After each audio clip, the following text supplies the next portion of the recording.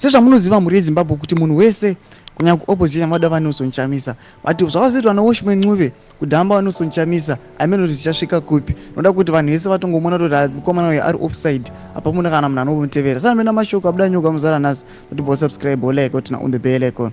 Tipina muzima emwe kwa mchizi. Welshman Ncube, an official of the Citizen Coalition for Change (CCC), is acknowledged collaborating with party the controversial Secretary General Senator Sengezo Chabangu from the outset.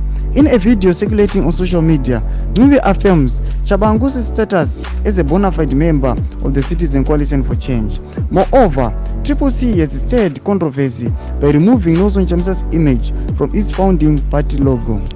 Ncube commented, Sengezo Chabangu was strategically ambitious in his creation, hence we must adapt and adopt him, said Welshman Ncube, leader of CCC. Saka achipere muishe muri Zimbabwe tirakuona kuti their skeleton work ichakwanisa kufamba here. Tirakuona kuti zvinhu zvavari kuzama kucrafta zvichienda kumberi here. Noda kuti aiwa zvamungoziva kuti nguva yema elections nguva yema rallies kana yachizosvika ndopatinoona kuti aiwa zvavari kuita zvine musoro kana kuti munhu anozoenda kuzongolead nevanhu 29. Achipere muishe muri Zimbabwe aiwa chimutidze mafungiro enyu noti kudii pamusoro penhau yekubviswa kweface yanosonechamisa palogo 1-2 nekuramba vanosonechamisa vachitora Sengezo Chabangu vachiti we are loyal to Sengezo Chabangu. Pina comment section medu mutidze mafungiro enyu, so no subscribe, like, and turn on the bell icon.